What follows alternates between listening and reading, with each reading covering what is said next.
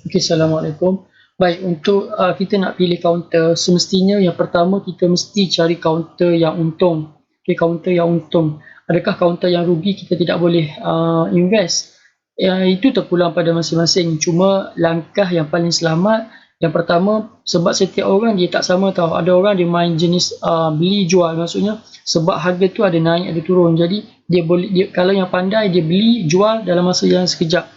Okay, maksudnya dia jenis trade lah, trader. Okay, trader, dia beli jual.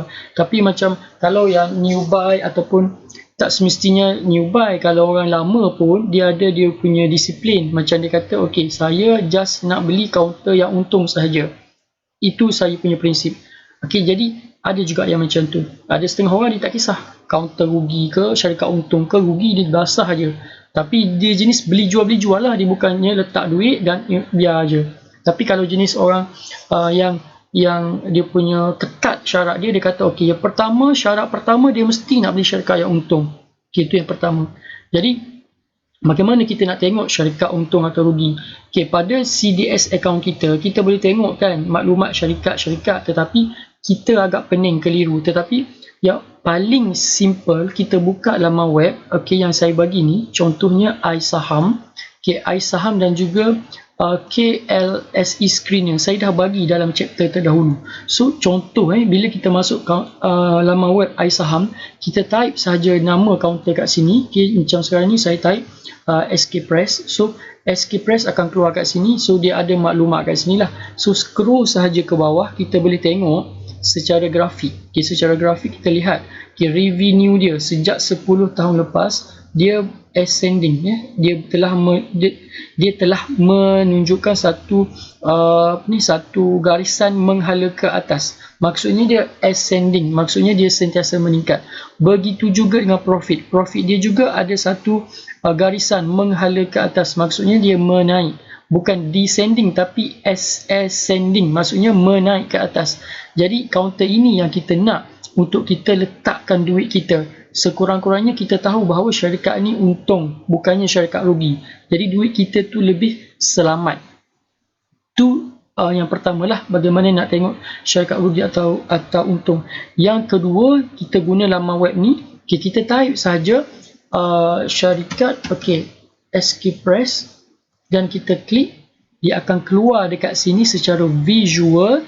Yang ini kita akan nampak angka dia. Okey, kita akan nampak angka dia. Okey, kalau tuan-tuan tengok dekat sini, dia ada quarter report, annual, dividend dan capital change. So kita ambil annual. So dia akan shortkan dalam bentuk graf. Okey, dalam bentuk graf mengikut tahun. Contohnya yang sekarang ni kan. Okey, tuan-tuan tengok untuk SK Press, kita nampak di warna biru ni revenue ataupun hasil kasar, maksudnya jualan syarikat. Yang warna hijau ni profit net profit, maknanya setelah ditolak dengan cukai, kos operasi dan sebagainya. Kita tengok sejak tahun 2014 sehingga sekarang, dia mengalami peningkatan dua benda, iaitu dari segi revenue, iaitu jualan syarikat, dan juga hasil bersih syarikat. Daripada tahun 2014 30 juta, 2015 42 juta, 2016 82 juta, dan 2017 104 juta. 104 juta untuk tahun 2017. Maksudnya dia meningkat. Revenue meningkat dan juga net profit pun meningkat. Dan kita tengok yang terkini baru ada dua kuarter. Kita cek kat sini kuarter yang sekarang. Kita lihat kuarter sekarang ni baru buat pengumuman, dan kita lihat bahawa kuarter 2 kita tengok dia punya revenue pun meningkat. Kita tengok berterusan, kita tengok secara berterusan dia meningkat daripada kuarter ke kuarter, meningkat. Ni ada penurunan sedikit, tetapi itu tidak menjadi masalah biasa walaupun dia drop sedikit tak ada masalah, tetapi dia meneruskan kenaikan berikutnya. Begitu juga dengan profit. Daripada kuarter 1 tahun sebelum ni dia meningkat berterusan sehinggalah sekarang 35 juta. So secara visual kita nampak bahawa syarikat ini makin berkembang. Jadi ini antara pemilihan kita untuk memilih syarikat yang profit, syarikat yang profit untuk kita letakkan duit kita, terutamanya kalau kita nak swing. Contoh counter yang famous, counter Chrono. Okay, kenapa kaunter krono ini ramai yang minat? Okay, yang pertama memang dia sebuah syarikat yang profit. Okay, kita boleh check dekat sini. Walaupun kita menggunakan technical analysis, kita juga tidak boleh lari daripada fundamental. Kita kena tahu syarikat tu untung atau rugi. Cuba tuan-tuan lihat dekat sini. Okey, counter krono ni baru dimasukkan ke dalam bursa tahun 2014 dan kita lihat sejak daripada 4 tahun lepas, dia punya performance daripada jualan syarikat meningkat. Okey, daripada 2014, 2015, 2016 dan 2017. Okay, 2017 baru 3 kuarter. 1 kuarter lagi belum diumumkan. Okay, walaupun 3 kuarter tetapi dia punya jualan telah melebihi daripada 4 kuarter tahun lepas. Faham tak? Jadi kita tahu bahawa syarikat ini sedang berkembang. Jadi bila syarikat berkembang, untuk masa-masa akan datang kemungkinan dia akan mencipta graf yang lebih tinggi dan lebih tinggi.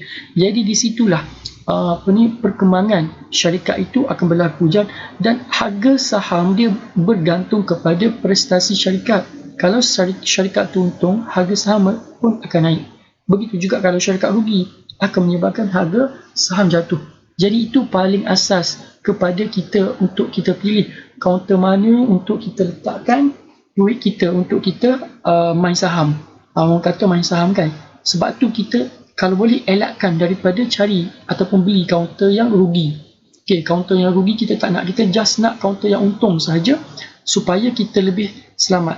Yang untung dan juga yang keuntungannya tu menaik setiap tahun. Dari segi hasil dia meningkat sekurang-kurangnya 3 tahun ke belakang dan dari segi hasil bersih pun meningkat. Macam ni kan, krono daripada 2 juta naik kepada 3 juta, naik kepada 7 juta dan 3 kuarter dah mencatatkan 8 juta.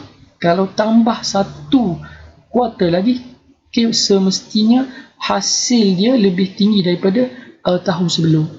Baik, itu pemilihan kaunter dan bagaimana kita nak menilai kaunter tu untung ataupun rugi.